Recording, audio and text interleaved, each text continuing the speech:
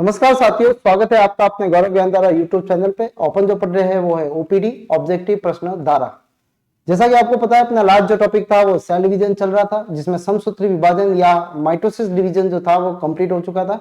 ठीक है, और उसके अंदर कुछ जो था वो माइटोसिस के उपयोग या महत्व जो थे वो अपन को पढ़ने थे। आज आप जो स्टार्ट कर रहे हैं वो है अर्धसूत्री विभाजन, जिसको बोला जाता है मियोसिस डिवीजन।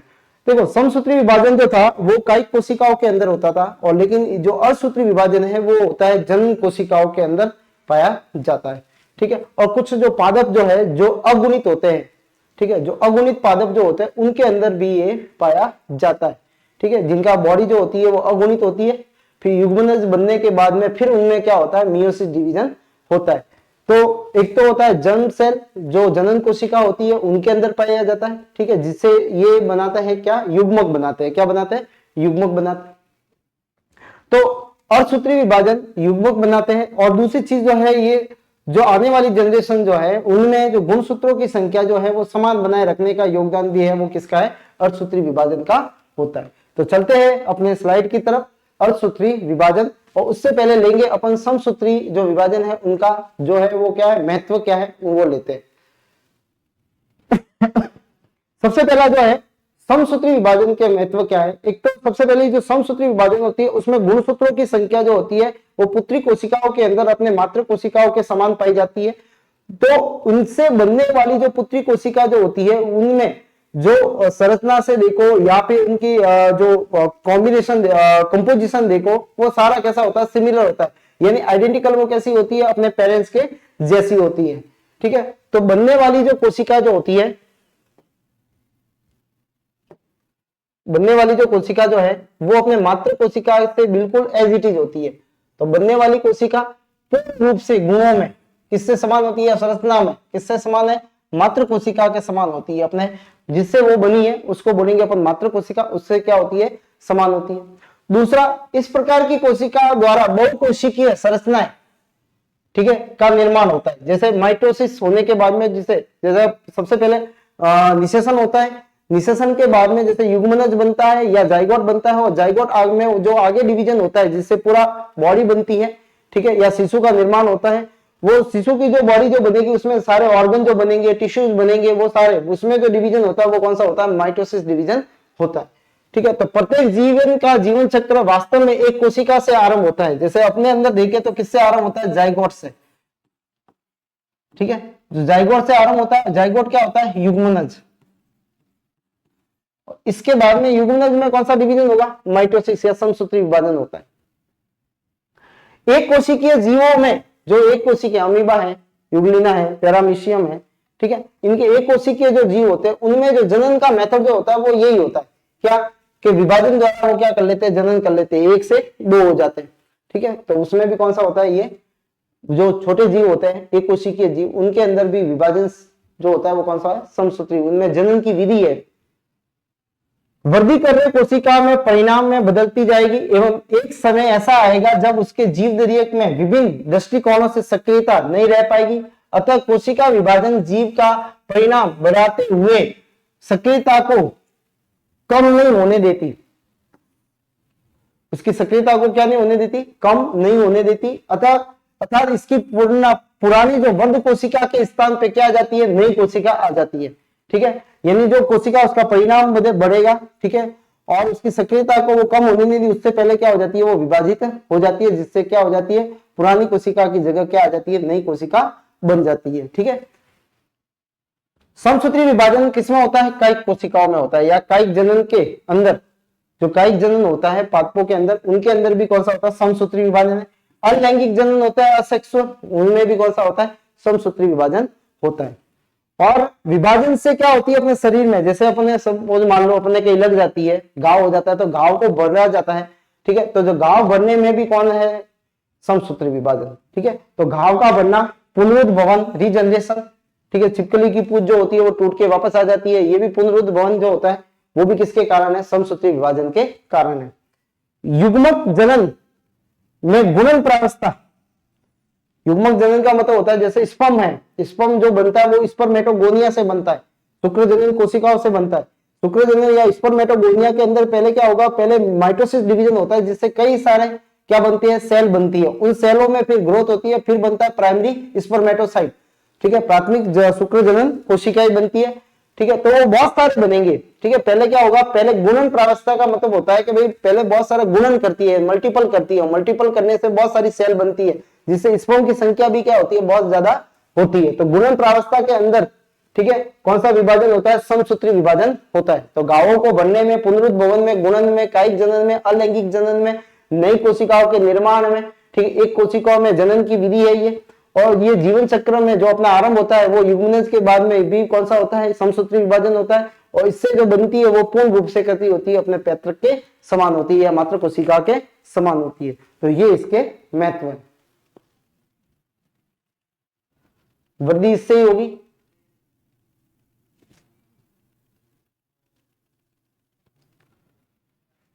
अर्धसूत्री विभाजन, अब जो है वो आ रहे हैं अपन अर्धसूत्री विभाजन के अंदर। तो अर्धसूत्री विभाजन के अंदर क्या होता है कि जैसे युग्म जनन कोशिका जो होती है,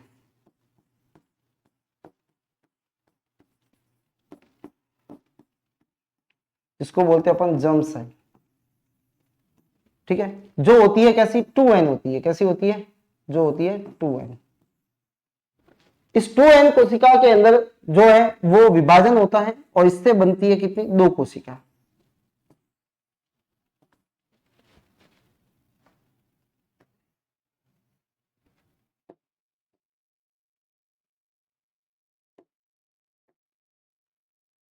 टू एन है, 2n में विभाजन होगा तो 2 कोशिका बनेगी, ठीक है। उसको बोलते हैं मियोसिस फर्स्ट, यानी अर्धसूत्री प्रथम, अर्धसूत्री प्रथम। इससे गुणसूत्रों की संख्या जो होती है वो मात्र कोशिका के कैसी हो जाती है, आधी हो जाती है, ठीक है। दूसरी बात, जब दूसरा और विभाजन होता है जिसको बोलते हैं मियोसिस सेकेंड, मियोसिस सेकेंड, अर्धसूत्री द्वितीय, इससे भी कोशिकाएं बनेगी। इसमें जो होता है वो गुणसूत्रों की संख्या मात्र कोशिका के जैसी ही रहती है। अच्छा, ये पूरा है। मियोसिस जो होता है वो 2 स्टेप में कंप्लीट होता है, meiosis first and meiosis second, अर्धसूत्री फर्स्ट और अर्धसूत्री सेकंड। तो एक मियोसिस जब कंप्लीट होता है तो कितनी कोशिकाएं बनती है, 4 बनती है, 1 2 3 एंड 4, 4 कोशिकाएं बनेगी। अब ये 4 कोशिका जो है, जो मियोसिस होता है ये रेडिक्शनल डिवीजन है, रेडिक्शनल डिवीजन है, डिवीजन है। रेडिक्शनल डिवीजन का मतलब होता है न्यूनकारी, मतलब इसमें गुणसूत्रों की संख्या आप देखोगे तो कैसी हो जाएगी, कम हो जाती है। कैसी हो जाती है, कम हो जाती है, आधी होगी, ठीक है। दूसरा वाला जो विभाजन है वो किसके प्रकार का है, समसूत्री प्रकार का है, समसूत्री प्रकार का है, क्योंकि इनमें गुणसूत्रों की संख्या कैसी रहती है, n से n ही रह रही है, सेम रह रही है। तो ये जो दूसरा विभाजन होता है वो समसूत्री प्रकार का होता है, ठीक है। अच्छा, इसमें जो मात्रा जो होगी गुणसूत्रों की मात्रा, अमाउंट, अमाउंट जो होता है जैसे 2n है सपोज मान लो, तो इसमें अमाउंट जो होगा वो कितना होगा, 4c जितना होगा। कितना होगा, 4c जितना। अब यहाँ पे अमाउंट जो होगा वो कितना होगा, 2c जितना होगा, आधा हो गया, मतलब 2c जितना हो गया, ठीक है। अब इसमें जो अमाउंट जो आएगा वो कितना आएगा, वापस 2c जितना ही आएगा, ठीक है। तो अब पहले जो था वो अमाउंट जो था वो 2c जितना आया, लेकिन नंबर जो होंगे वो कैसे हो जाएंगे, ये आधे हो जाएंगे। नंबर जो थे यहाँ पे 2n था, ठीक है, इसमें कैसा हुआ, ये जो 2c जितना है, ठीक है। अब यहाँ पे कितना हो गया, इसमें अमाउंट n में आया तो ये 2c जितना है। अब 2c से ये nn इसमें आ जाएंगे, इसका अमाउंट जो रहेगा वो प्रत्येक में कैसा रहता है, nn जितना रहता है। यानी नंबर जो देखे तो अपने क्रोमोसोम्स के नंबर या जैसे अपन 46 से, ठीक है, तो इसका लेवल जो होगा वो 92 जितना होगा, ठीक है। तो यहाँ पे कितने आ जाएंगे, ये 23 आ जाएंगे, ये 23 आ जाएंगे, इसलिए, ठीक है। लेकिन इसमें अमाउंट जो रहेगा को अगर ऐसे समझे तो अमाउंट जो रहेगा अभी भी इसमें कितना है, 46 जितना ही है, अमाउंट जो है वो 46 जितना है। जब ये आगे बनते हैं, ठीक है, तब इसमें आ जाएंगे 23, ठीक है, इसमें आ जाएंगे कितने 23, इसमें भी कितने रहेंगे 23, इसमें भी कितने रहेंगे 23 और इसमें भी कितने रहेंगे 23।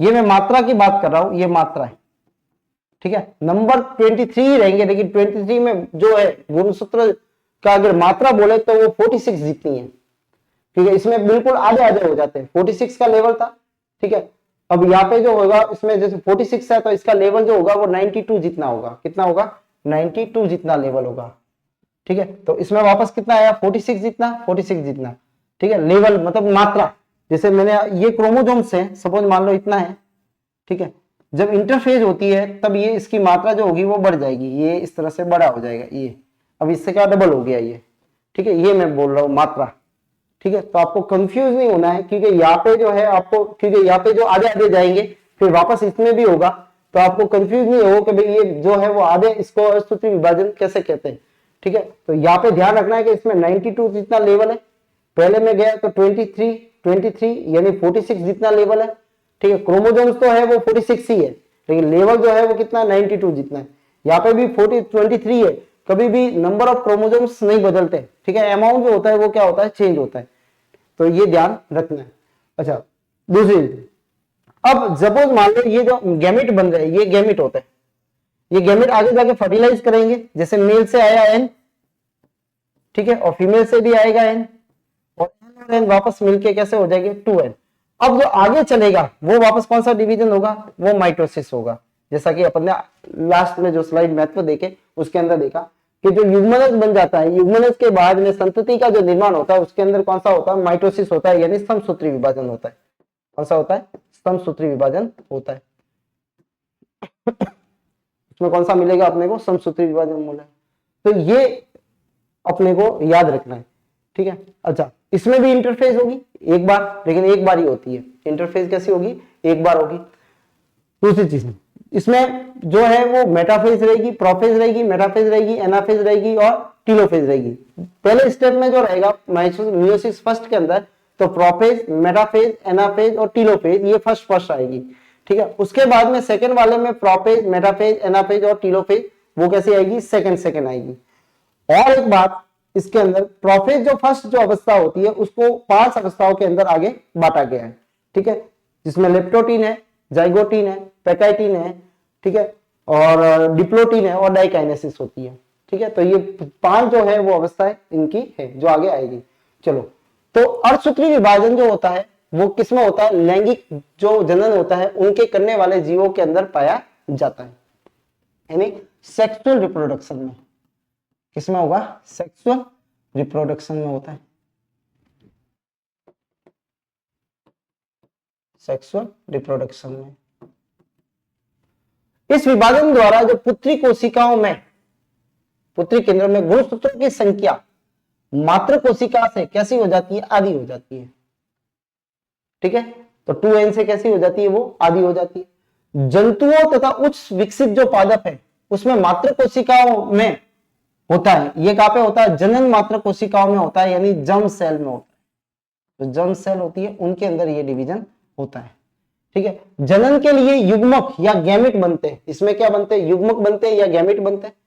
अर्धसूत्री विभाजन में केंद्रक का विभाजन लगातार 2 बार होता है, क्योंकि एक तो केंद्रक जो होता है वो या डिवीज हुआ, एक वो होता है वो या डिवाइड, 2 बार होता है, जिससे 4 अगुणित को बोला जाता है हैप्लॉइड। 4 हैप्लॉइड सेल जो होती है वो बन जाती है, कितनी 4 हैप्लॉइड सेल जो होती है या केंद्रक बन जाते हैं।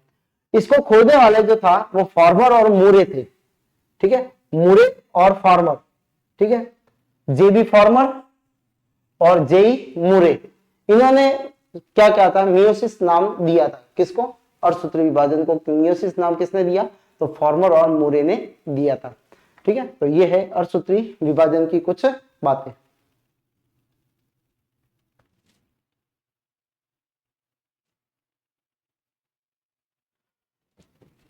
अब है अर्धसूत्री विभाजन को न्यूनकारी विभाजन बोला जाता है, क्योंकि इसमें जो गुणसूत्रों की संख्या है वो आधी हो जाती है, ठीक है।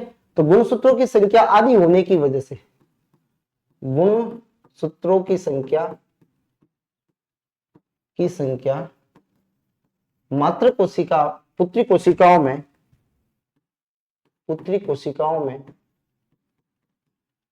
में आधी हो जाती है। कैसी हो जाती है? हाफ। इसलिए इसको रेडिक्शनल डिवीजन कहा जाता है। कौन सा कहा जाता है?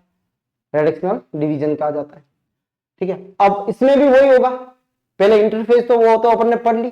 ठीक है, उसके अंदर G1 G और G2 ये, अब जो है वो सबसे पहले जो जाएगा वो एम फेज की, ये कौन सी फेज है इसकी? M phase. एम फेज में भी केंद्रक विभाजन अवस्था आएगी। कौन सी आएगी? केंद्रक विभाजन अवस्था। ठीक है, कैरियोकाइनेसिस।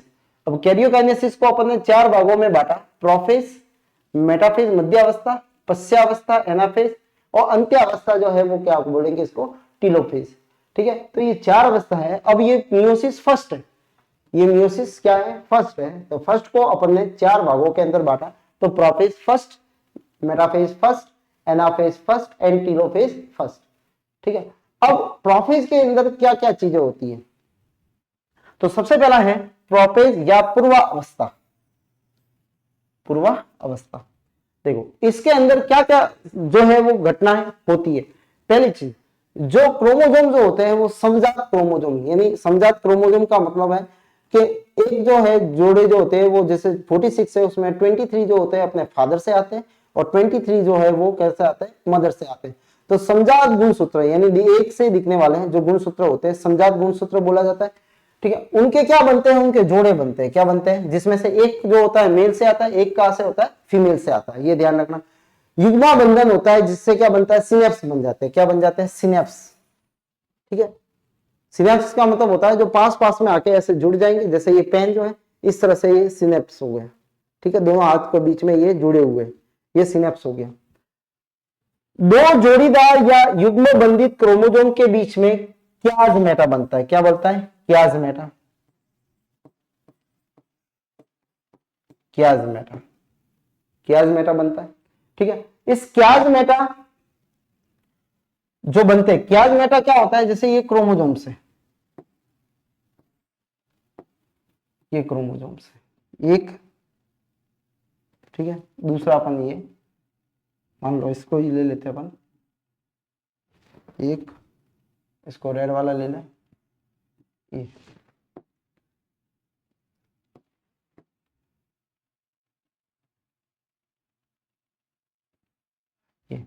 तो जो आपको ये वाला जो पोर्शन दिख रहा है इसको ही बोला जाता है क्याजमेटा।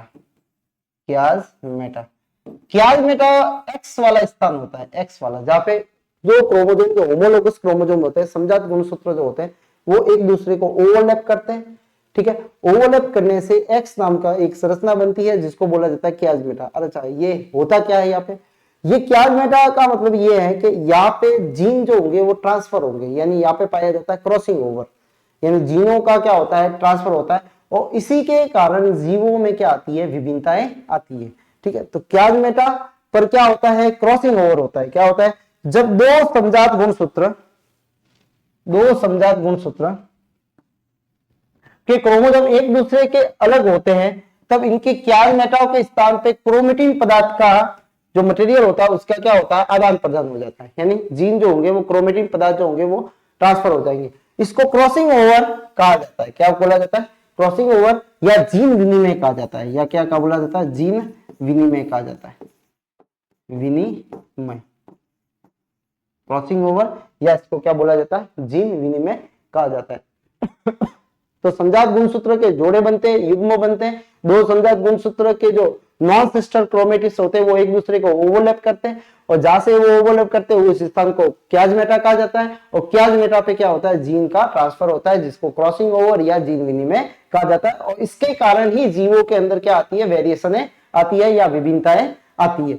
ठीक है, इसलिए सेक्सुअल जो रिप्रोडक्शन होता है उसके अंदर क्या आती है? वेरिएशन आती है। ऐसा इसी के कारण दो भाई बहन, बहन भाई, ठीक है, बहन बहन भाई भाई, ये आपस में सिमिलर नहीं होते, तो जिसका कारण क्या होता है? ये जीन विनिमय होते हैं।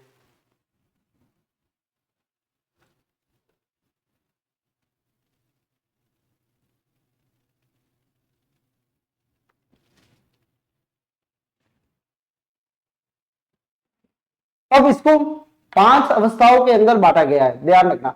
देखो समसूत्री विभाजन के अंदर प्रोपेज की कोई अवस्था नहीं थी, लेकिन असूत्री के अंदर जो है वो प्रोपेज की 5 अवस्थाएं होती है। सबसे पहली जो है वो है लिप्टोटीन, दूसरी जो है वो जाइगोटीन, उसके बाद में है पैकाइटिन, फिर आता है डिप्लोटीन और लास्ट में है डाइकाइनेसिस। कितनी है? 5 अवस्थाएं। ठीक है, तो पहली अवस्था में देखो क्या होता है, अभी थोड़ा सा यहाँ बता देते हैं, फिर इनको जो है वो स्लाइड अपन देखते रहेंगे। सबसे पहले प्रोपेज के अंदर क्या होता है कि यहाँ पे आप देखने जाओगे तो गुणसूत्र जो होते हैं वो थोड़े से कंडेंस हो जाते हैं, धीरे धीरे धीरे धीरे क्या हो जाती है, प्रोपेज के अंदर अपन ने समसूत्री में पढ़ा था कि जो कंडेंस हो जाते हैं, छोटे हो जाते हैं, मोटे हो जाते हैं। ठीक है, और जो धागे नुमा जो क्रोमेटिन का जाल दिख रहा था वो थोड़े से सघन होके आपको कुछ इस तरह की संरचनाएं उसके अंदर दिखनी स्टार्ट हो जाती है। ये जो है वो बाइवेलेंट होते हैं। कैसे होते हैं? बाइवेलेंट है। अब ये देखो, ये ब्लू कलर का एक है और ये आपस में ये रेड कलर का एक समजात गुणसूत्र है और ब्लू कलर का भी ये अपने आप में समजात गुणसूत्र है। तो दो समजात गुणसूत्र या आपस में देखो पास में आते हैं या सिनेप्सिस ये पास में आएंगे। ठीक है, पास में आने के बाद में आप देखोगे कि इसके अंदर जो होते हैं वो क्या होता है, यहाँ पे आप ध्यान से थोड़ा सा देखोगे तो यहाँ पे आपको कोई सिनेप्टिक मतलब दो पास में आके इस तरह से ये हो गए।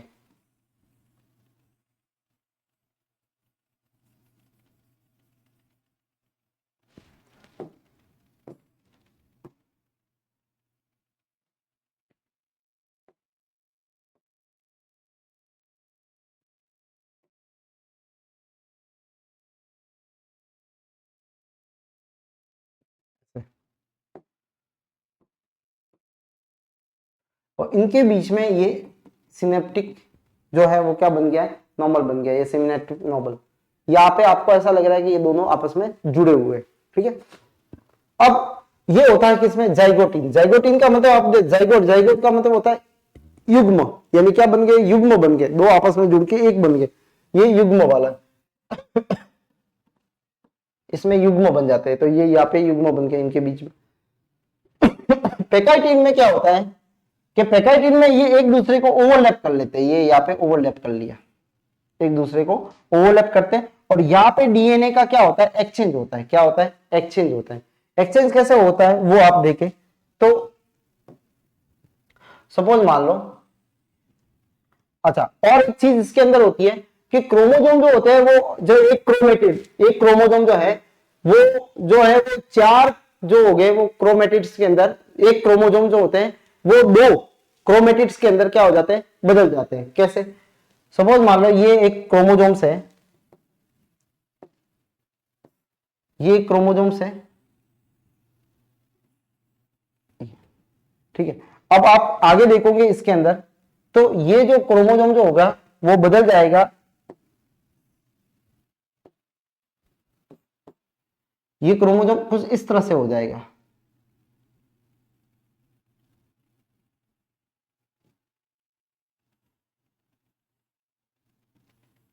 सेंट्रोमियर से ये नहीं फटता, बाकी चारों तरफ से ये क्या हो जाता है? फट जाता है। यानी एक क्रोमोसोम्स के अब कितने हो गए? वो कितने बन जाते हैं यहाँ पे? बाइवेलेंट से अब ये कैसा हो गया? टेट्रावेलेंट हो जाता है। कैसा हो जाता है? टेट्रावेलेंट हो जाता है। अब ये 4 आर्म्स बन गई, पहले बाइवेलेंट था अब टेट्रावेलेंट हो जाएगा। ठीक है, अब यहाँ पे क्या होगा कि जो इनके अर्धगुणसूत्र, ये क्रोमेटिड्स है, इसका एक भाग जो है इसको बोला जाएगा अर्धगुणसूत्र। क्या बोला जाएगा इसको? अर्धगुणसूत्र कहा जाएगा। ये अर्धगुणसूत्र है, अर्धगुणसूत्र जिसको बोला जाता है क्रोमेटिड्स। क्रोमेटिड्स बोला जाएगा। अब ये क्रोमेटिड जो होता है वो एक दूसरे के जो समजात गुणसूत्र हैं उनके क्रोमेटिड जो होते हैं वो एक दूसरे को ओवरलैप करते हैं। ठीक है, तो यहाँ पे जैसे मैं एक रेड वाला और बना देता हूं पास में। ठीक है, तो इनके जो क्रोमेटिड्स जो होंगे वो एक दूसरे को क्या करेंगे? ओवरलैप करेंगे। क्या करेंगे? यहाँ पे ओवरलैप करेंगे। तो ये इसका और ये यहाँ पे ओवरलैप किया। ठीक है, तो यहाँ पे ओवरलैप जहां पे करेंगे, यहाँ पे देखो नीचे लिखा हुआ non sister chromatin. Non sister का मतलब होता है ये ब्लू वाला के आपस में जो आधे आधे है वो क्या है? क्रोमेटिड्स है। ठीक है, और रेड वाला जो है वो अपने आप में क्रोमेटिड्स है, ये सिस्टर है। ये रेड वाला और ये रेड वाला, ये दोनों आपस में क्रोमेटिड कैसे है? सिस्टर। लेकिन ब्लू वाला और रेड वाला ओवरलैप कौन कर रहा है? ब्लू वाला और रेड वाला कर रहा है, इसलिए यहाँ पे क्या लिखा है? Non sister. नॉन सिस्टर का मतलब होता है कि एक ब्लू वाला है और एक कैसा है जो है वो रेड वाला है। ठीक है, ये आपस में क्या कर रहे हैं, यहाँ पे क्रॉसिंग ओवर कर रहे हैं। और यहाँ पे क्या होगा, ये क्रॉसिंग ओवर होने के कारण इनके जीन जो होंगे वो एक्सचेंज हो जाएंगे। क्या हो जाएंगे, एक्सचेंज हो जाएंगे। ठीक है, तो यहाँ पे क्या हो जाते हैं, एक्सचेंज हो जाते हैं। अब सिनेप्सिक एंड कियासमेटा विजिबल, अब आपको जैसे थोड़े एक्सचेंज होने के बाद में खींचा होगा तो आपको ये एक्स जैसा संरचना मिल जाती है, ये एक्स जैसी संरचना यहाँ पे मिल जाएगी। इसी को बोलते हैं अपन कियासमेटा। क्या बोलते हैं, कियासमेटा। कियासमेटा वह प्लेस होता है जहां पे क्या होता है, जीनों का विनिमय होता है। फिर आप डाइकाइनेसिस में आओगे तो डाइकाइनेसिस में क्या हो जाएगा, ये अलग अलग हो जाएंगे। ठीक है, धीरे धीरे अब अलग अलग होके ये क्या होता है, इसमें रिपल्सन होता है और रिपल्सन से ये क्या करते हैं, एक दूसरे से अलग होना स्टार्ट हो जाता है। तो ये प्रोपेज के एंड के अंदर ये हो जाता है। ठीक है, और समझ में नहीं आया तो क्या मैं आपको अर्ध गुणसूत्र के बारे में बता देता हूं। ये एक है, ये गुणसूत्र है एक। ठीक है, अब इसको मैं जैसे ये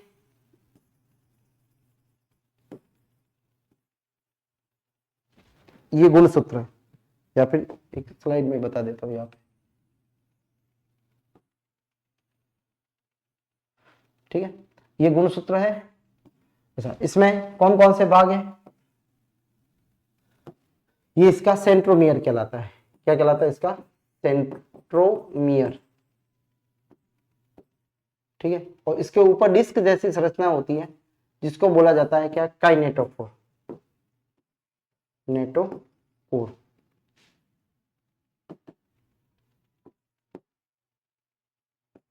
नेटोफोर। उसके बाद में यहां जो देखोगे ये अलग हो जाएंगे। अलग होने के बाद में ये इस तरह से एक, और ये बन गया दूसरा।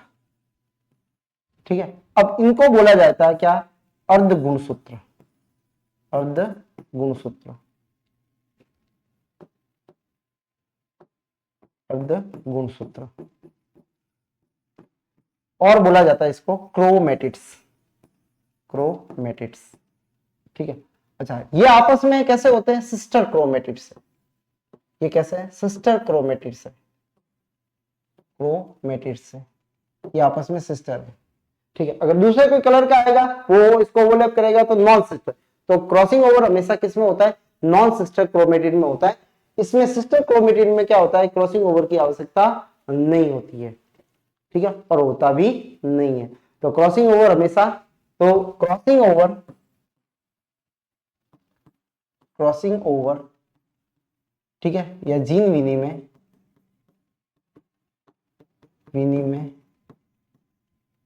ठीक है, हमेशा किसमें होता है, नॉन सिस्टर क्रोमेटिन में होता है। नॉन सिस्टर क्रोमेटिड्स में होता है, ठीक है, सिस्टर क्रोमेटिन में नहीं होता। सिस्टर क्रोमेटिड्स में नहीं होता।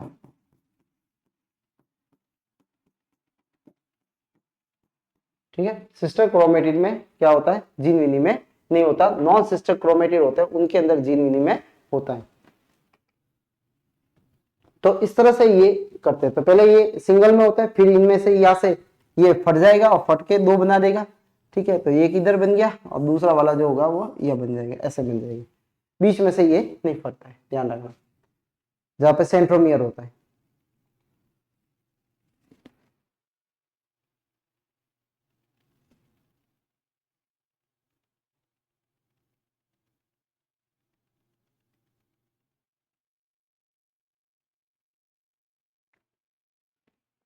चलो अब अपन एक एक करके वापस उसको पढ़ते हैं कि क्या है लेप्टोटीन। सबसे पहले होती है अवस्था जो लेप्टोटीन होती है। यहाँ पे वही क्रोमोसोम आपको बताए थे कि लंबे धागेनुमा होते हैं। इस संरचना में मोती जैसी संरचना मिलती है, यानी जब डीएनए जो होता है वो इस तरह से कुछ चलता है, तो गुणसूत्रों में होता है डीएनए, ठीक है, और यहाँ पे जो है वो कुछ मोतियों जैसी संरचना मिलती है। ठीक है, इनको बोला जाता है क्या, क्रोमोमियर्स। क्या बोला जाता है, क्रोमोमियर्स बोला जाता है, ये क्रोमोमियर्स। ठीक है, तो इनको क्या बोला जाएगा, क्रोमोमियर्स। तो क्रोमोमियर्स कैसे होते हैं, यहाँ पे स्पष्ट होते हैं, दिखाई देने लग जाते हैं। अच्छा, दूसरी चीज, केंद्रक व केंद्रिक झिल्ली स्पष्ट होती है, अभी तक स्पष्ट है, लेकिन जैसे ही अपन डाइकाइनेसिस में पहुंचेंगे धीरे धीरे प्रोपेज का ये गुण है कि भाई जो केंद्रक और केंद्रिक झिल्ली कैसे हो जाएगी, लुप्त हो जाएगी। तो अभी प्रोपेज स्टार्ट हुआ है, ठीक है, जब एंड तक पहुंचेंगे तो ये दोनों ही क्या हो जाएगी, लुप्त हो जाएगी। तो इसका थोड़ा सा ध्यान रखना, ये शुरुआत में होती है लेकिन एंड में क्या हो जाती है, लुप्त हो जाती है। केंद्रक का आयतन में वृद्धि होती है क्योंकि इंटरफेज हुई होगी।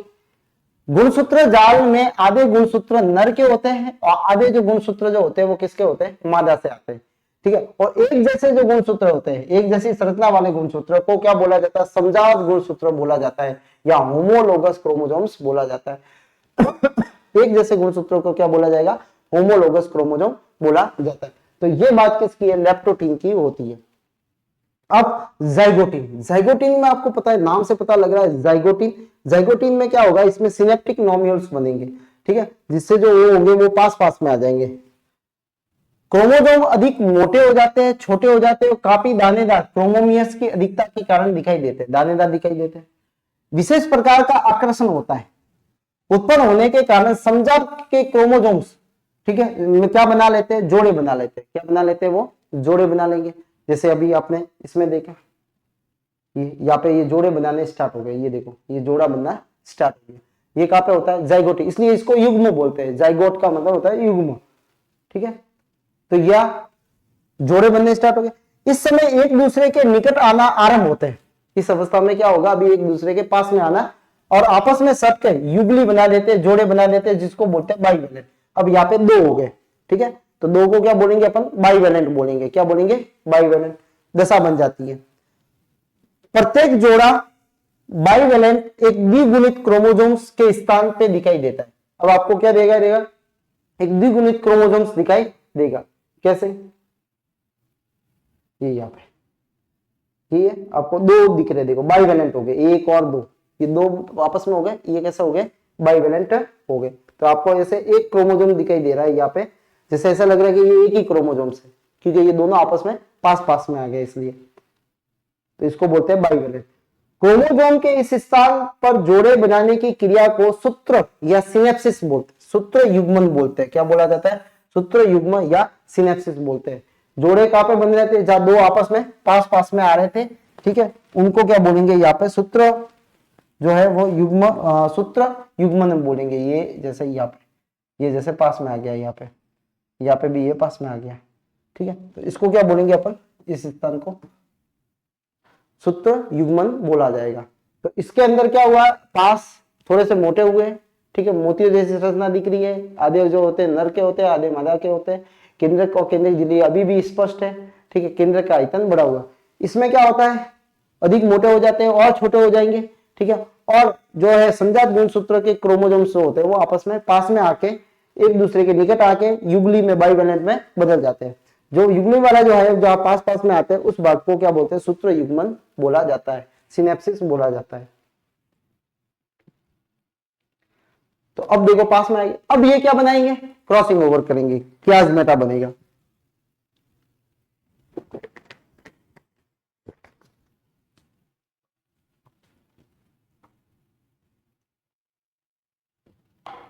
अब देखो पैकाइटिन, ये थोड़ी इंपॉर्टेंट है।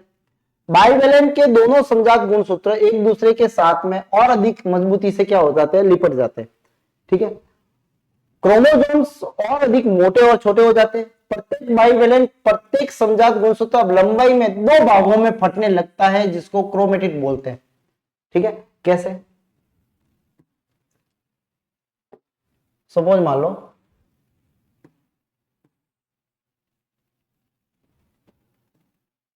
ये पहले एक था ऐसे, ठीक है, अब क्या हुआ,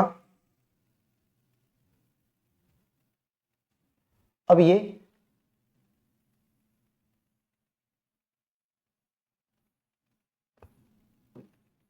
एक,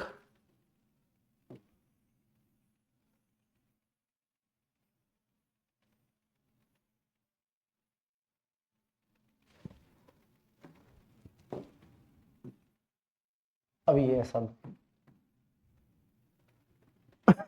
अब ये कैसा बन गया, इस तरह का बन जाता है। देखो क्या लिखा हुआ है, प्रत्येक बाइवेलेंट, प्रत्येक बाइवेलेंट, ठीक है, समजात जो एक अपनी लंबाई में दो भागों में फट के क्या बना देते हैं, क्रोमेटिड्स बना देंगे। ये बन गए क्रोमेटिड्स, अर्ध गुणसूत्र। क्रोमेटिड का मतलब क्या है, अर्ध गुणसूत्र में बदल गया, यहाँ पे अर्धगुणसूत्र में बदल गया। प्रत्येक समजात जोड़ा होमोलोगस पेयर जिसमें बाइवेलेंट कहा था, अब ये कितने दिखते हैं, अब 4 दिख रहे हैं। कितने दिख रहे हैं, 4। जो 2 थे अब वो कितने दिख रहे हैं, 4 दिख रहे हैं। ठीक है, अब 1 2 और उस पास वाले के भी होंगे क्या, 1 और 2, तो अब कितने हो गए ये। प्रत्येक क्रोमोसोम की 2 वाले को टेट्रावैलेंट दिखाई देने लग जाते हैं। पहले वो 2 दिख रहे थे, अब कितने दिख रहे हैं, यहाँ पे 4 दिखने स्टार्ट हो जाते हैं। ठीक है, 4 क्रोमेटिड होते हैं, प्रत्येक क्रोमोसोम में 2 वाला टेट्रावैलेंट होता है। क्रोमेटिड कितने बन गए, 4 क्रोमेटिड। ठीक है, समझात जोड़े का मतलब जैसे सपोज मान लो ब्लू वाला मैंने लिया, तो ब्लू वाला भी कुछ इस तरह से दिखेगा।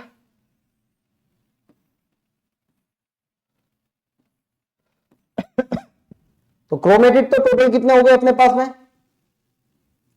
4। कितने क्रोमेटिड हो गए, 1 2 3 और ये 4।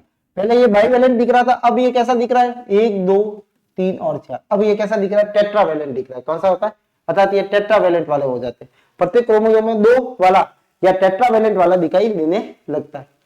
ठीक है, 2 क्रोमेटिड्स और दिखाई कैसा रहता है, ये टेट्रावैलेंट्स ये दिखाई देता है। अब है डिप्लोटीन। डिप्लोटीन में क्या होता है, टेट्रावैलेंट जो होते हैं अब अधिक स्पष्ट हो जाते हैं।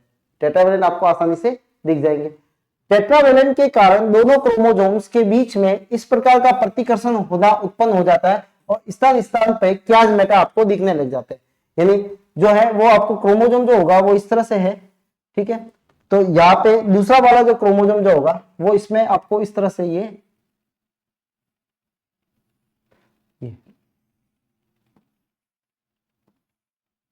इस तरह, तो आपको या क्याजमेटा बन गया, या क्याजमेटा बन गया, या क्याजमेटा बन गया। ठीक है, अब क्याजमेटा जैसे ही अलग हो गए तो जीन का क्या हो जाएगा, विनिमय हो जाएगा। ठीक है, जीन विनिमय में क्या होगा, सपोज मान लो ये पिंक वाला है, ये अलग हो गया जैसे,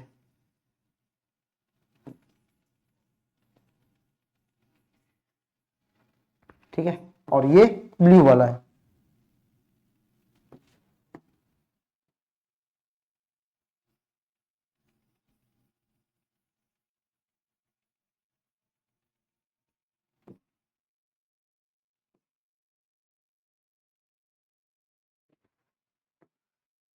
अब कंडीशन ये होती है जब ये अलग हो जाते हैं तो ब्लू वाले के जीन जो होंगे वो पिंक वाले पे आ जाएंगे और पिंक वाले के जो जीन जो होंगे वो कहां पे आ जाएंगे, ब्लू वाले पे आ जाएंगे। जब अलग होंगे तब आपका क्रोमोसोम कुछ इस तरह से हो जाएगा। इसी को बोलते हैं क्रॉसिंग ओवर। क्या बोला जाता है, क्रॉसिंग ओवर बोला जाता है। ठीक है, तो इसको बोलते हैं क्रॉसिंग ओवर। तो क्याजमेटा दिखाई देने लग जाते हैं, ये क्याजमेटा इस तरह से दिखाई देने लग जाएंगे। क्याजमेटा के स्थान पे क्रोमेटिन पदार्थ का या क्रोमोसोम आदान प्रदान करते हैं। यहाँ पे क्या होता है भाई, ब्लू वाला के जीन जो होंगे वो पिंक वाले पे चले जाएंगे, पिंक वाले के जो जीन जो होंगे वो कहां से आ जाएंगे, ब्लू वाले पे आ जाते हैं। ठीक है, तो इसी को बोला जाता है क्रॉसिंग ओवर बोला जाता है या जीन विनिमय कहा जाता है। ठीक है, और धीरे धीरे फिर क्या हो जाएंगे, ये अलग होना स्टार्ट होते हैं। तो ये था डिप्लोटीन और पैकाइटिन।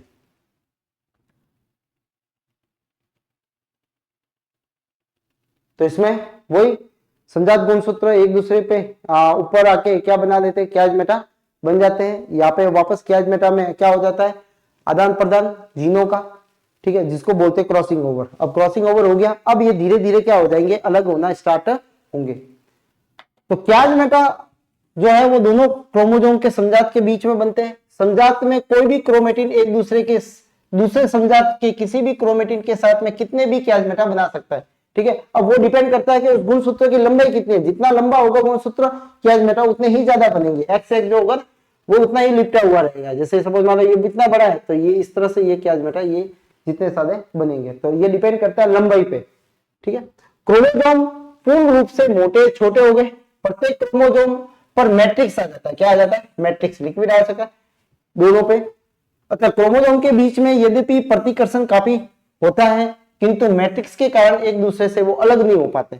मतलब अभी भी जो है डिप्लोटीन के अंदर अभी भी वो पास में ही रहेंगे, भले उसमें प्रतिकर्षण तो स्टार्ट हुआ लेकिन मैट्रिक्स के कारण, मैट्रिक्स लिक्विड है जो उसको दोनों को ढका हुआ, ठीक है, उसके कारण क्या हो जाता है, ये एक दूसरे से अलग नहीं आते। तो ये डिप्लोटीन में भी अलग नहीं आते, अभी भी वो बने हुए हैं किसमें, जोड़ों के रूप में। लेकिन प्रतिकर्षण जरूर हुआ है। प्रतिकर्षण का मतलब होगा जैसे ये है एक, और समझ मान लो यहां से जुड़ा हुआ है, दूसरे वाला अगर कलर देखे तो ये यहां से जैसे ये जुड़ा हुआ तो ये इस तरह से प्रतिकर्षण जरूर करेगा। यहां से थोड़ा सा ये इस तरफ जाएगा और ये इस तरफ जाएगा, ये इस तरफ गया और ये इस तरफ गया, ऐसे यानी दोनों दूर दूर होंगे, लेकिन जहां से चिपके हुए वहां पे वो कियाजमेटा बना हुआ वहां पे वो वैसे के वैसे ही रहेंगे। अब डाइकाइनेसिस, कौन सी अवस्था है? डाइकाइनेसिस। क्रोमोसोम स्पष्ट रूप से अलग अलग किंतु मैट्रिक्स के अंदर रहते हैं। अब देखो इसमें आपको पूछे कि भी किस अवस्था में क्रोमोसोम अलग हो जाते हैं, ठीक है, तो क्रोमोसोम डाइकाइनेसिस में अलग तो हो जाते हैं, लेकिन अभी भी वो कहां रहते हैं? मैट्रिक्स के अंदर रहते हैं। कहां पे रहते हैं? मैट्रिक्स के अंदर, ठीक है। जिन्होंने मैट्रिक्स जो लिक्विड है वो उसमें घुस रखा है। इस समय तक केंद्रक कला, वो केंद्रिका क्या हो जाती है? विलुप्त हो जाती है। देखो मैंने आपको बोला था जब अपन ने पैकाइटिन पढ़ा, सबसे पहली अवस्था जिसमें लिखा था कि केंद्रक और केंद्रिका दोनों स्पष्ट होती है, लेकिन मैंने आपको बोला था जब एन में जाएंगे तब आपको केंद्रक और केंद्रिका क्या हो जाएगी? विलुप्त हो जाएगी, ठीक है। दूसरी बात, तर्कु तंतुओं का निर्माण हो जाता है, वही तारक केंद्रों से, सेंट्रियोल से। किससे? सेंट्रियोल से क्या बन जाते हैं? तर्कु तंतु बनना स्टार्ट हो जाते हैं।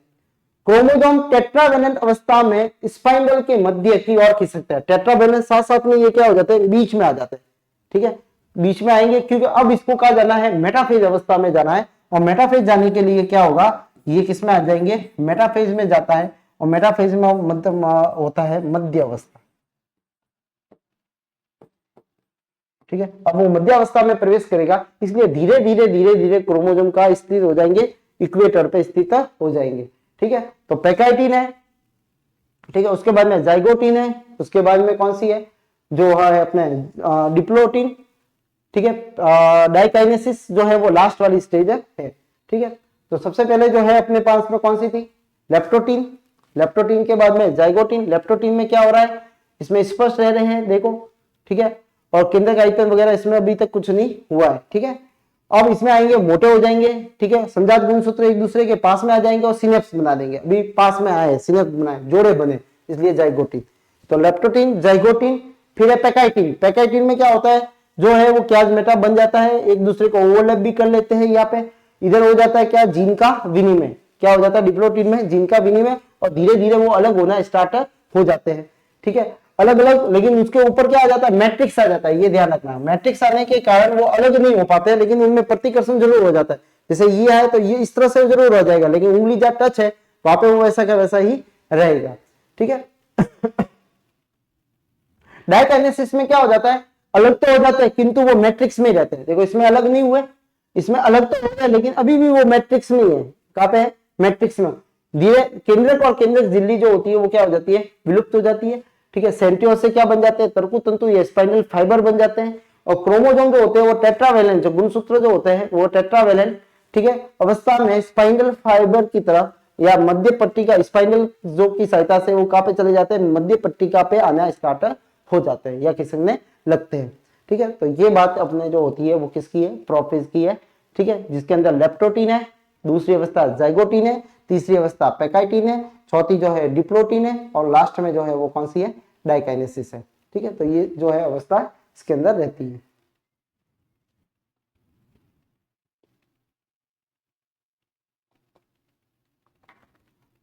अब है मध्य अवस्था।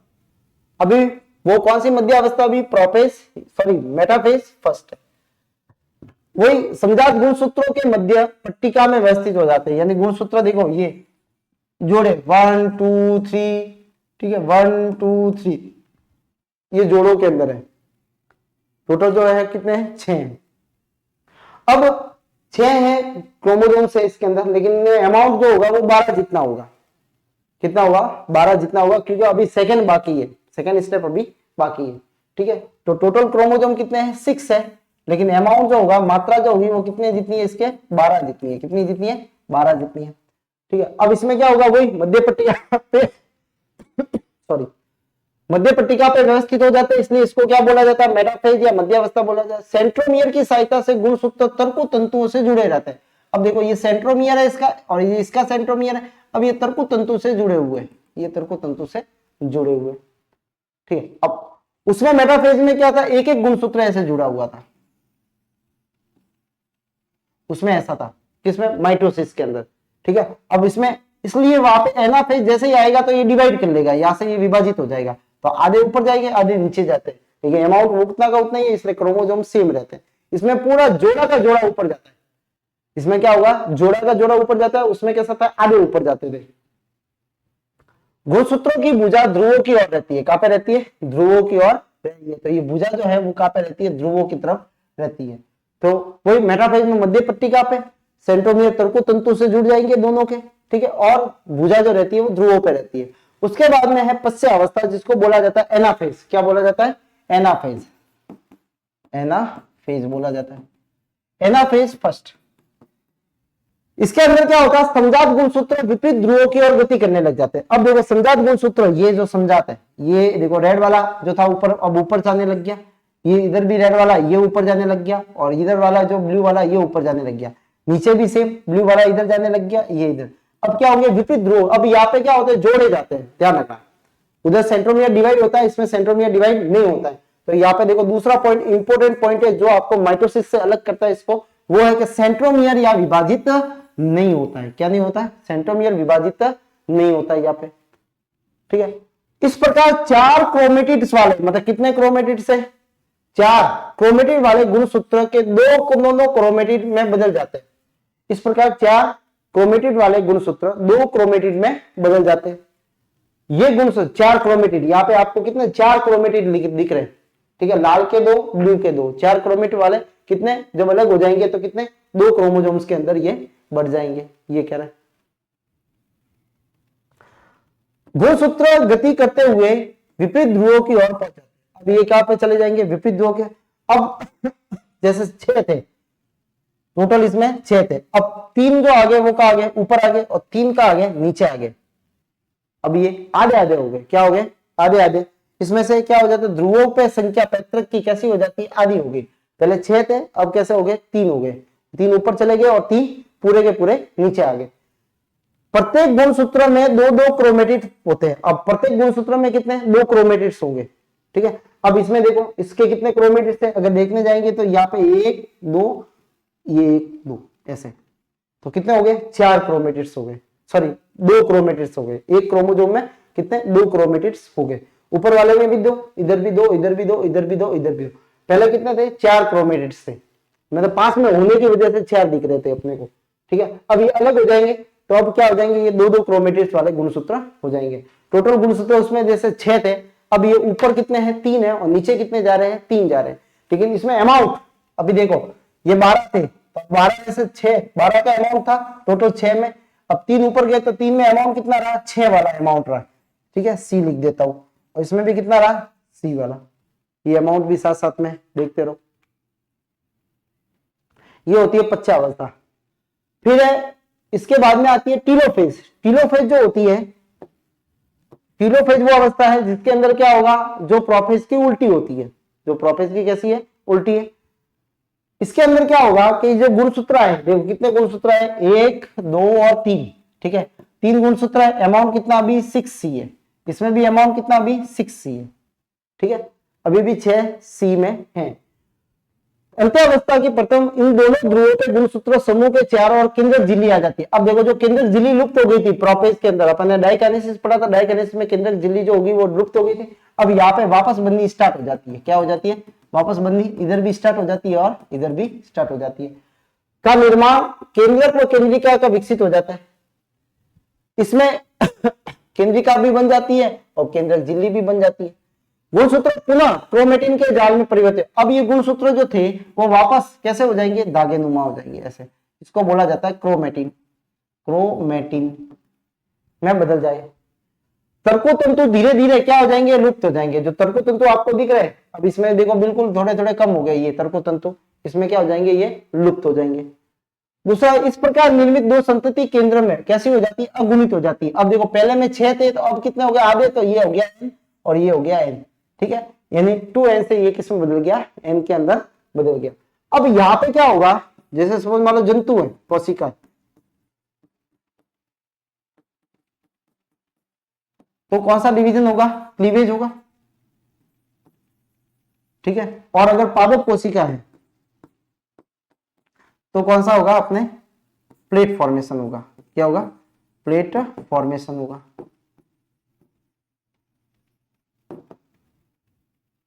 तो कौन सा हो जाएगा? ये प्लेट फॉर्मेशन यहाँ पे हो जाएगा। अच्छा, और यहाँ पे जब होगा तो ये दो सेल बन जाएगी, दो पुत्री सेल बन जाएगी जो 2n से स्टार्ट हुई थी। अब ये पहला पूरा हो गया और पूरा पूर्ण होने की वजह से यहाँ पे कितने हो गए? nn हो गए। लेकिन देखो अभी भी अमाउंट जो रहेगा वो इसमें कितना है? 2n जितना है। अमाउंट जो रहेगा वो कितना है? 2n जितना। मात्रा इसमें कितनी है? 2n जितनी। ठीक है, अभी भी क्योंकि पूरे जोड़े के जोड़े ही ऊपर गए हैं इसलिए आधे हो गए। ठीक है, लेकिन अमाउंट उस जोड़े के अंदर अभी भी कितना है? एक गुणसूत्र में दो गुणसूत्रों के क्या है? अमाउंट है। तो यहाँ पे भी अमाउंट जो है वो कैसा है? डबल है। तो ये होता है। तो यहाँ पे अभी दो कोशिकाएं बन जाती है। अब अपन लेते हैं असूत्री सेकंड। असूत्री सेकंड वो भी वही समसूत्री प्रकार का होता है। ये जरूर ध्यान रखना किस प्रकार का होता है? ये समसूत्री विभाजन का प्रकार है। क्योंकि अब जो है वो n जो है, जैसे ये 2n से दो बनी n। ठीक है, अब जो बनेगा वो कैसा बनेगा? समसूत्री प्रकार का होगा, यानी n का n ही रहेगा, सेम रह रहा है।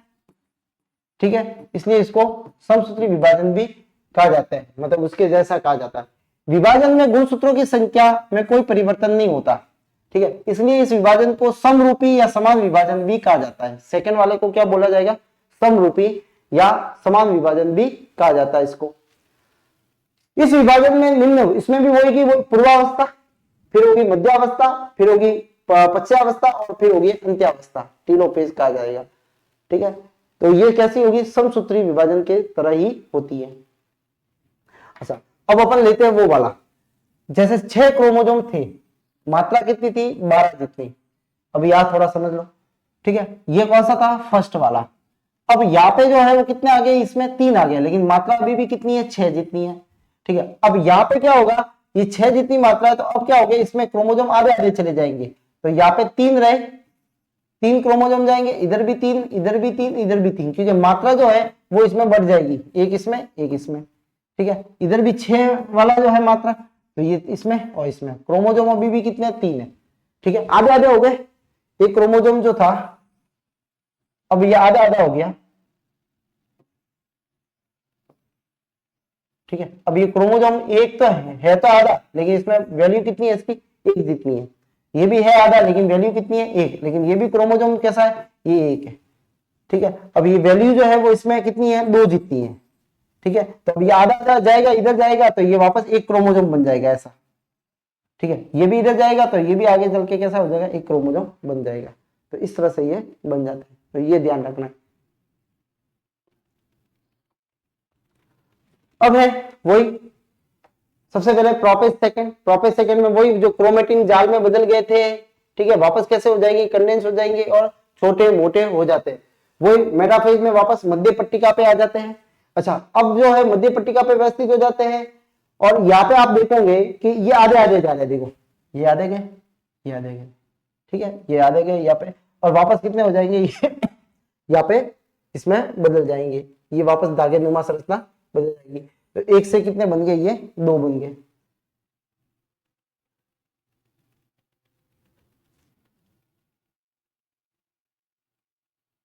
यहाँ पे ये कितने बन गए? ये एनाफेज सेकंड के अंदर 2 बन गए। अच्छा, इसमें सेंट्रोमियर डिवाइड कर रहा है, उसके अंदर देखो फर्स्ट के अंदर डिवाइड नहीं किया था, इसलिए जोड़े गए थे। ठीक है, ये 3 जोड़े जो होंगे वो वही से आए थे, 3 आए थे। अब 3 से यहाँ पे देखो इधर 3 गए, इधर 3 गए। अब देखो अमाउंट जो है अभी भी 3 है। अब यहाँ पे पूछो कितने क्रोमोसोम होंगे, तो यहाँ पे 3 क्रोमोसोम होंगे, इधर भी कितने होंगे? 3 होंगे। यहाँ पे भी कितने होंगे? 3 क्रोमोसोम होंगे। यहाँ पे भी कितने हैं? 3 ही है, लेकिन अमाउंट 6 जितना है। तो यहाँ पे बटने के कारण ये 3 में बदल गया, ये भी 3 में बदल गया, ये कहना है। पूर्वावस्था सबसे पहले वही केंद्रक कला, झिल्ली कैसी हो जाएगी? लुप्त हो जाएगी। गुणसूत्र फिर स्पष्ट हो जाएंगे, बाइवेलेंट आकार में स्पष्ट दिखाई देंगे। तर्कु तंतुओं का निर्माण स्टार्ट हो जाता है। तो केंद्रक झिल्ली लुप्त, तर्कु तंतु स्टार्ट। मध्य पट्टिका पे वही गुणसूत्र कहाँ पे आ जाएंगे? मध्य रेखा पे पंक्तिबंध व्यवस्थित हो जाते हैं। ठीक है, विपरीत ध्रुवों पे तर्कु तंतुओं द्वारा संतति गुण अर्ध गुणसूत्र में काइनेटोकोर या सेंट्रोमियर से जुड़ जाते हैं। वही सेंट्रोमियर से तर्कु तंतु जुड़ जाएंगे। ठीक है, दोनों क्रोमेटिड्स के बीच में प्रतिकर्षण उत्पन्न होता है। अब दो क्रोमेटिड है, उनमें प्रतिकर्षण होगा, ठीक है, और प्रतिकर्षण होने पे जो एनाफेज अवस्था है, जैसे इसमें आएंगे, इस अवस्था में गुणसूत्र बिंदु यानी सेंट्रोमियर या प्रतिकर्षण, जिसके कारण क्या हो जाता है, ये अलग अलग हो जाते हैं और इससे जुड़ने वाली अर्ध गुणसूत्र में बदल जाते हैं। अब ये आधे आधे हो गए, ठीक है, कहां पे, ये सेंट्रोमियर विभाजित हुआ, आधे इधर गए आधे इधर गए, ठीक है, और विपरीत ध्रुवों की तरफ क्या करते हैं, ये गमन करना स्टार्ट कर देते। गुणसूत्र बिंदु या सेंट्रोमियर के दो भागों में विभाजित हो जाता है और गुणसूत्र के दो पुत्री गुणसूत्र या अर्ध गुणसूत्र में बढ़ जाते हैं। तंतु तंतुओं में संकुचन के कारण गुणसूत्र ध्रुवों की तरफ क्या करते हैं, गमन करते हैं या चले जाते हैं। विपरीत ध्रुवों के पर क्या होंगे, चले जाएंगे। तो ये देखो विपरीत ध्रुवों के आधे इस तरफ जा रहे हैं, आधे इस तरफ जा रहे हैं, ये एनाफेज के अंदर होता है। मेटाफेज में बीच में आ जाते हैं, केंद्रक झिल्ली और ये प्रोफेज के अंदर लुप्त हो जाती है, तंतु बन जाते हैं, इसमें मध्य पट्टिका पे आ जाते हैं, काइनेटोकोर से तंतु जुड़ जाते हैं। इसके अंदर क्या होता है, सेंट्रोमियर डिवाइड होता है जिससे दो अर्धगुणसूत्र बन जाते हैं। तो स्पाइनल फाइबर के अंदर संकुचन से वो विपरीत ध्रुवों की ओर क्या करते हैं, गमन करना स्टार्ट कर देते हैं। और फिर इससे क्या अपने पास में 4 कोशिकाएं बन जाती हैं। लास्ट है अंत्यावस्था। इसमें वही ध्रुवों पे पहुंच के वापस किस में बदल जाएंगे, क्रोमेटिन जालक के रूप में व्यवस्थित हो जाएंगे। जो प्रत्येक गुणसूत्र का समुच्चय सेट के चारों ओर केंद्रक झिल्ली वापस बन गई, ठीक है, और केंद्रिका भी वापस आ जाती है, वही प्रोपेज का उल्टा। इसमें इस प्रकार के अर्धसूत्री विभाजन से बने दो अगुणित में पुत्री केंद्रकों में से प्रत्येक में इस विभाजन द्वारा दो अगुणित पुत्री केंद्रकों का निर्माण होता है। कितने होता है, अगुणित पुत्री केंद्रिकाओं का केंद्रकों का निर्माण हो जाता है। तत्काल अगर बाद में कौन सा होता है, विदलन होता है, जिससे कोशिका द्रव विभाजन होता है और एक कोशिका से कितनी जो है वो 2 कोशिका बनती है। तो टोटल अपने पास में 2 थी, ठीक है, तो 2 से कितनी बन जाएगी, 4 अगुणित पुत्री कोशिकाओं का निर्माण हो जाता है, ठीक है। अर्धसूत्री विभाजन से की समाप्ति पर कुल 4 अगुणित कोशिकाओं बनती है और प्रत्येक संजात युग्म का एक सदस्य होता है। संजात गुणसूत्र का एक सदस्य मतलब जैसे ये वाले का एक गया, एक वाले का इधर गया, तो ये दूसरी कोशिका में चला गया, इस वाले का एक गया इधर, तो ये दूसरे वाला इधर गया, ठीक है, तो इधर वापस हो गया। ये पादप कोशिका है तो पट्टिका विधि द्वारा क्या होगा, कोशिका द्रव विभाजन होता है, ठीक है। तो ये है अपने अर्धसूत्री विभाजन की अवस्था। तो 4 अगुणित बनते हैं, जिसमें क्या होता है, आधे आधे संजात गुणसूत्र का आधा सदस्य उसमें होता है।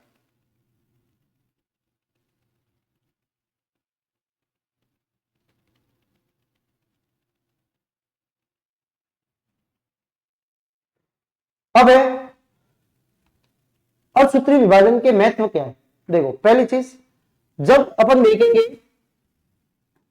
जब संतति 2n में है, कहां पे है, 2n में, संतति जब 2n में है तब उससे जो गैमेट बनेंगे वो कैसे बनेंगे, n बनेंगे, n बने, ठीक है। सपोज मान लो ये मेल है, ये मेल है, दूसरा कौन होगा यहाँ पे, फीमेल होगा, तो फीमेल में भी n बनेंगी सर। और ये वाली n और ये वाली n, जैसे सपोज मान लो ये मेल है और ये सपोज मान लो स्पर्म है, तो स्पर्म भी n है और ये भी n है। n और n मिलके वापस कैसी बन जाएगी, 2n, और 2n में वापस क्या होगा, माइटोसिस, और वो अपने जैसा बनाएगा किसमें, माइटोसिस, और ये बन गए क्या, युग्मक। अगर सपोज मान लो ये नहीं हुआ होता, 2n से 2n रहती और 2n और 2n वापस मिलते तो 4n हो जाते, और 4n से वापस संतति आती तो 4n की संतति तो है ही नहीं, ठीक है। तो 4n की संतति नहीं है, इसका मतलब क्या है, यहाँ पे ये 4n की संतति नहीं है तो वो जीवित भी नहीं रहेगी वैसे, और 2n ही होनी चाहिए क्योंकि क्रोमोसोम की संख्या सदस्यों में कैसी होती है, फिक्स होती है, ठीक है। तो ये गुणसूत्रों की संख्या को क्या करता है, बनाए रखता है, क्या करता है, बनाए रखता है। दूसरा, कुछ ऐसे भी पादप होते हैं जिनकी बॉडी कैसी होती है, गैमेटोफाइट में होती है, गैमेटोफाइट बोला जाता है इसको। गैमेटोफाइट का मतलब होता है अगुणित होती है, अगुणित यानी हैप्लॉइड होती है, पूरी बॉडी ही हैप्लॉइड होती है, अपनी जैसे द्विगुणित है उसकी कैसी होती है, हैप्लॉइड होती है। अब ये क्या करेंगे, गैमेट बनाएंगे, इनके जो हो गए, एक ये आएगा, ये आया, ये एन ही है, ये एन ही, और इसमें डिवीजन कौन सा होगा, माइटोसिस होता है, कौन सा होगा, माइटोसिस। एन से एन ही बना, ये एन थी और एन से एन ही बना तो माइटोसिस हुआ। अब ये फर्टिलाइजेशन होगा, क्या होगा इनमें, फर्टिलाइजेशन होता है, और फर्टिलाइजेशन के कारण क्या बन जाएगा, 2n बन जाएगा। फर्टिलाइजेशन के बाद में क्या बन जाएगा, 2n। अब 2n जो है वो आगे चल के वापस, अब इसमें अंदर वापस क्या होगा, मियोसिस होगा। कौन सा होता है, मियोसिस। और मियोसिस से वापस 2 सेल बन जाती है, ठीक है, ये 2 है, ये सॉरी एन और एन, ठीक है। अब ये एन वापस गैमेटोफाइट में चला जाएगा, तो यहां जो 2n बनती है इसको बोला जाता है क्या, स्पोरोफाइट।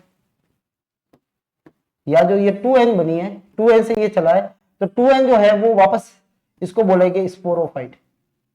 स्पोरोफाइट क्या बोला जाएगा, इसको स्पोरोफाइट बोला जाता है। तो एन वाली को बोलते हैं गैमेटोफाइट, और एन तो कुछ पादपों में ये भी होता है, अपने अंदर जो होता है वो ये होता है, ठीक है। कुछ पादपों में कैसा होगा, ये पाया जाता है, जिनकी बॉडी कैसी होती है, गैमेटोफाइट के अंदर होती है, उनके अंदर ये पाया जाता है। तो देखो, लैंगिक जनन में जो सेक्सुअल रिप्रोडक्शन होता है, करने वाले जीवों में गुणसूत्रों की संख्या को निश्चित बनाए रखने में, इसमें निश्चित फिक्स बनाए रखने में किसका उपयोग होता है, इसका उपयोग होता है, ठीक है। गुणसूत्र जो है वो संतुलन बनाए रखता है, क्या करता है, गुणसूत्रों का संतुलन। और वो असूत्री विभाजन युग्म स्तर पे होता है, कहां पे होता है, गैमेट लेवल पे होता है, ठीक है। और जब सदी द्विगुणित होता है, ठीक है, तब युग्मक जब बनते समय विभाजन असूत्री होता है। जब गैमेट कैसा हो, द्विगुणित, द्विगुणित का मतलब स्पोरोफाइट हो, कैसा हो, स्पोरोफाइट। तो युग्मक कैसे बनेंगे, एन बनेंगे। नर एवं मादा युग्मक वापस क्या हो जाते हैं, समेकित हो जाते हैं, संलयन हो जाएगा फर्टिलाइजेशन से, जो अभी बताया। और क्या बनेंगे, जाइगोट। जाइगोट वापस कैसा आ गया, 2n आ गया। लेकिन आगे देखो, असूत्री विभाजन युग्मक स्तर पे भी होता है, जब सजीव जो है वो कैसा होगा, हैप्लॉइड होगा, यानी एन होगा। कैसा होगा, हैप्लॉइड या अगुणित होता है, एन होता है, तब युग्मक बनते समय, ठीक है, असूत्री विभाजन नहीं होता। क्योंकि देखो, अभी युग्मक बनते समय असूत्री विभाजन नहीं होगा, क्योंकि देखो युग्मक मैंने कौन सा बोला, अभी असूत्री विभाजन नहीं होता, कौन सा होगा, समसूत्री विभाजन नहीं होता है, माइटोसिस। तो युग्मक भी सेम बनते हैं, एन से एन ही बनेगा। फिर युग्मक जब अगुणित होते हैं तथा नर में मादा युग्मक जब समेकन होगा, तो वापस कैसा बन जाएगा, 2n, डिप्लॉइड बन जाएगा। कैसा बन जाएगा, डिप्लॉइड। और फिर डिप्लॉइड के अंदर कौन सा विभाजन होगा, वो विभाजन होता है कौन सा, असूत्री विभाजन होता है। तो युग्मनज में असूत्री विभाजन होता है। पादपों में अगुणित बीजाणु बनते हैं। कैसे, अगुणित बीजाणु जो बनते हैं पादपों के अंदर, वो किसके कारण बनते हैं, वो इसी के कारण बनेंगे, असूत्री विभाजन के कारण। विभिन्नता, अपने अंदर जो विभिन्नता आती है वो भी इसके कारण आती है। संतति अपने जनकों में विभिन्नता दिखाता है, इस कारण जीन विनिमय होता है, ठीक है। किसके कारण होता है, मैंने अपने बताया कि भाई जो विभिन्नता आती है वो क्रॉसिंग ओवर से आती है, जीन विनिमय के कारण आती है, ठीक है। जीन विनिमय विभिन्नताओं का स्वाभाविक क्या होता है, कारण है, ठीक है। तो याद रखना, विभिन्नताएं जो आती है वो कैसे आती है, असूत्री विभाजन के क्रॉसिंग ओवर के कारण आती है। नई जातियों का उद्भव में सहायक होता है, ठीक है। नई जातियां जो आती है, धीरे धीरे जब चेंजेज आएंगे तो नई जातियां बनेगी, ठीक है। थोड़ा चेंजेज आएगा, थोड़ा और चेंजेज आएगा, थोड़ा और चेंजेज आएगा, तो नई जाति बनेगी। संतति में उत्पन्न विभिन्नता का विकास काल के दौरान स्पष्ट हो जाता है। नई जातियों का उद्गम जो होगा वो स्पीशीज जो होती है वो इसी के कारण ही होती है, विभिन्नताओं के कारण। तो असूत्री के ये महत्व है, ठीक है, युग्मक बनाने में, ठीक है, और वापस गुणसूत्रों को संतुलित रखने में। जो अगुणित होते हैं पादप, उनकी में भी असूत्री ये विभाजन पाया जाता है जब निषेचन के पश्चात, ठीक है। और पादपों में अगुणित में कोशिकाओं को बीजाणु बनाने में भी होता है। विभिन्नता इसके कारण नहीं आती है, क्रॉसिंग ओवर होने के कारण, ठीक है। तो ये है अपना असूत्री विभाजन। तो मेरे हिसाब से आपको समझ में आ चुका होगा। नहीं आया तो आप कमेंट बॉक्स में, कोई भी डाउट हो तो आप कमेंट कर सकते हो। तो आज की क्लास में इतना ही, मिलते हैं अगली क्लास के अंदर। तब तक के लिए धन्यवाद, आपका दिन शुभ हो, नमस्ते।